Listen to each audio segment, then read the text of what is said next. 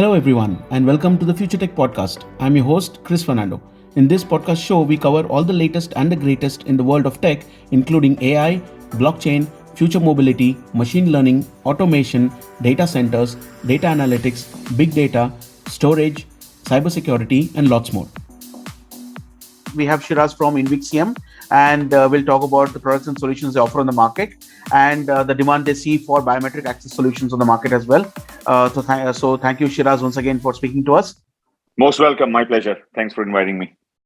Thank you. So we can start with a brief about what Invixium is all about, the products and solutions you offer on the market. Absolutely. So Invixium is headquartered in Toronto, Canada. We have four offices. We have an office in India. We have an office in Dubai, as well as in the US.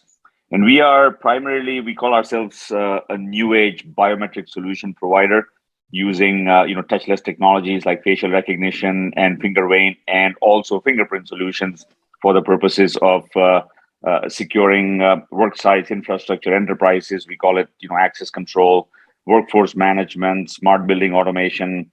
We offer, software solutions like, time and attendance solutions, visitor management, health screening. And our whole purpose is to bring, the new technologies to this industry, which is primarily security and has been quite antiquated.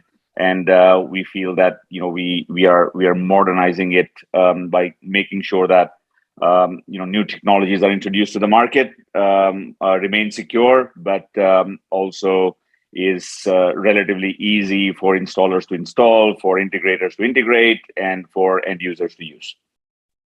Okay, so what sort of demand do you see for the biometric access solutions in this market?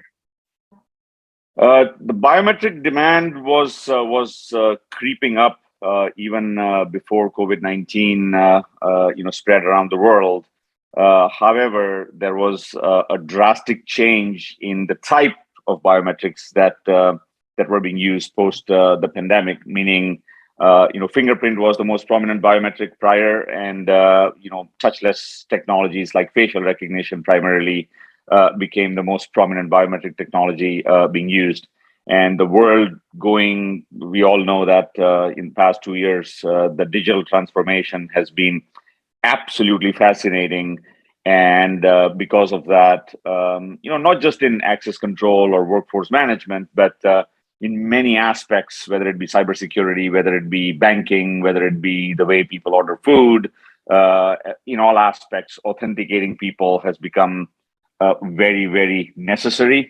And there is no better way of proving you are who you say you are, other than biometrics. Talking about the products and solutions that we have and the markets that we focus on, which is access control and workforce management. Once again, yes, there is a lot of aspects about work from home, but there is very little information about the fact that 80% of the workforce of the world cannot work from home because they have to work on site in agriculture, in petrochemical industries, in different types of industries that just are deskless, as I call it, and providing touchless access control, touchless time tracking, touchless visitor management is extremely, extremely important. And I think in the past 2 years, biometrics has achieved more than a decade worth of adoption. Very exciting times. Okay. Sounds interesting. When you say that 80% of the workforce is on site, on ground, what about the rest 20%? I mean, people who are working from home, or maybe the hybrid working environment that companies have adopted over the past 1.5 years. Do you see demand for such solutions, increasing over a period of time? No, definitely, because when we say work from home or hybrid work environment, mobile phones, laptops, tablets have become quite prominent, and as I'm sure you use it too. But whether it's an Android phone or whether it's an Apple phone or whether it's a tablet, the most of those gadgets they have biometrics being used to authenticate people.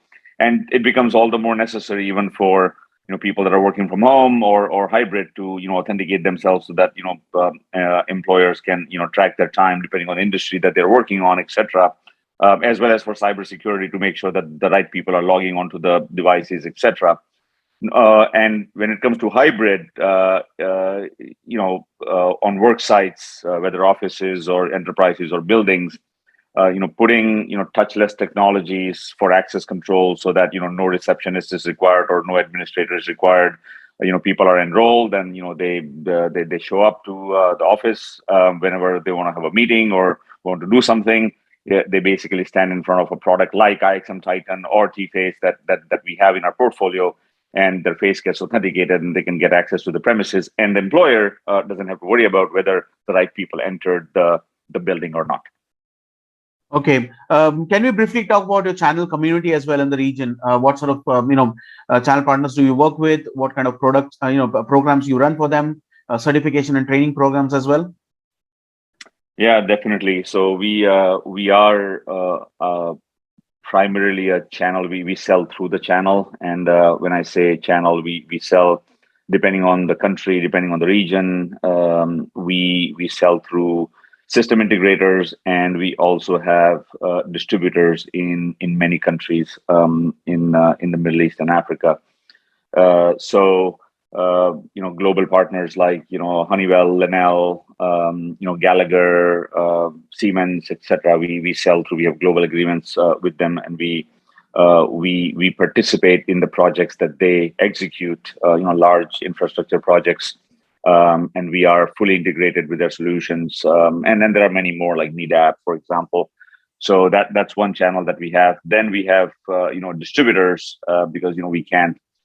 We can be everywhere, so we take advantage of large scale distributors or value added resellers in the region, and we don't have too many, and that's by design. Like, we want to make sure that we have few but like-minded with like strategy partners in the region that basically can augment their brand using our solutions and can also protect the reputation of the Invixium brand. We are very particular when it comes to making sure that the integrators that install our products are fully certified by Invixium. We have a certification program, and we also have an iconic onboarding program. So if you appoint a distributor in the region, we go through a 2 to 3 day comprehensive onboarding where we train them on every aspect of how to sell Invixium products, the unique value propositions, how we support, how we ship, etc., etc. So Middle East is one of the largest regions for Invixium, and that's one of the fundamental reasons we participate at every Intersec, and we do road shows, and we partner with media agencies like Amber and Zain and yourself.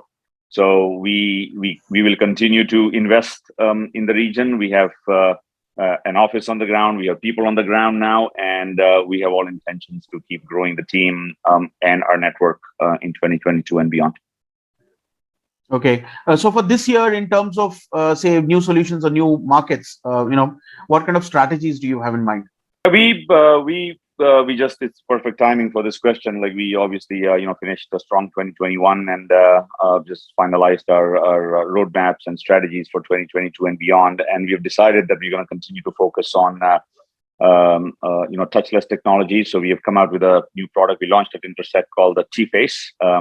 It's basically a more affordable facial recognition solution. Our flagship is the IXM Titan, which has done really well in the region. But we also decided that we're going to focus on real problem solving, not just come out with new features, but also come out with market relevant solutions. So whether it be visitor management to augment the products that we have, time tracking, we are investing in that.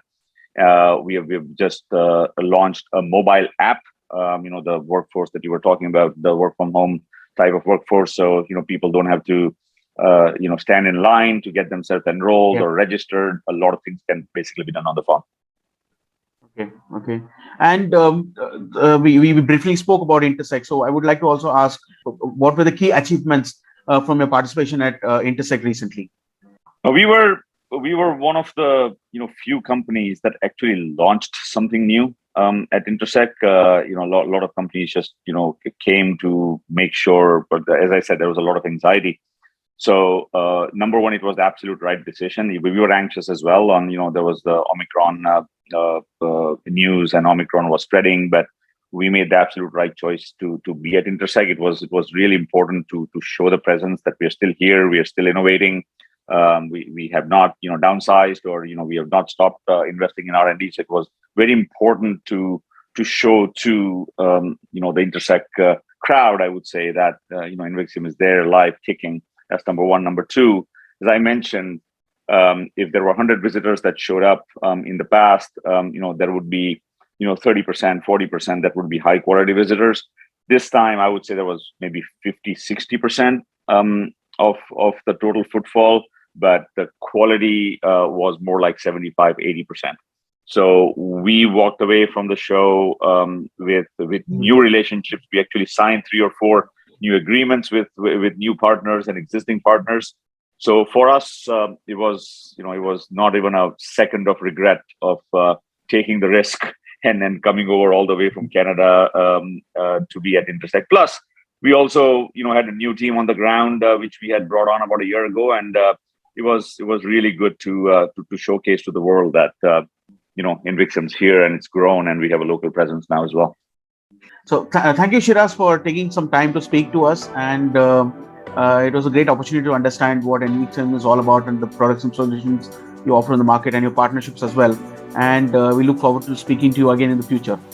Absolutely. Thank you very much, Chris, for the opportunity, and it was an absolute pleasure. Thank you very much.